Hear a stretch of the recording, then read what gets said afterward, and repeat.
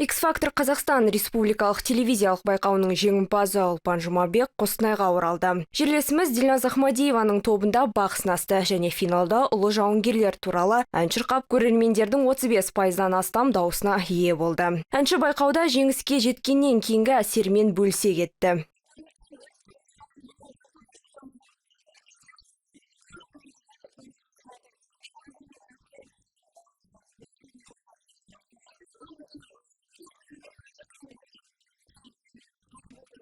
Ең қызығы, Ұлпан кәсіби әнші емес, музыкалық білімі жоқ. Алайда тәлімгерінің айтуынша, ол нағыз талант иесі және көрермендерді өзінің керемет дауысымен және қарапайымдылығы арқылы баурай алды. Ең бірінші жоспарда кішкене демалып алу. Алдағы уақытта әрине әрі қарай шығармашылық жолмен дамитын боламыз. Қостанайдың сахналарында міндетті түрде бірнеше концерттерімізді береміз. Барлығы жақсы болады деген үміттемін.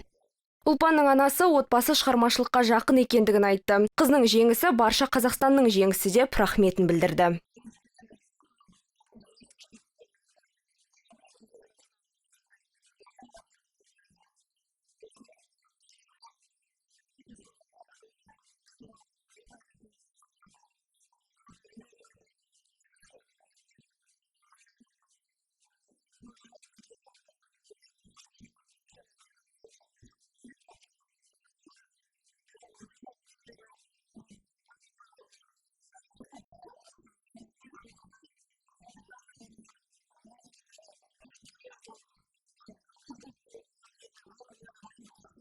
Ұлпан Жұмабек қарапайым халықтан шыққан дарынды қыздың үлкен белестерге жете алатындығының дәлелі. Тәлімгері Айсұлу Тұтқышеваның айтуынша, алдағы уақытта оны киелі сахнада қайтадан тамашалай аламыз.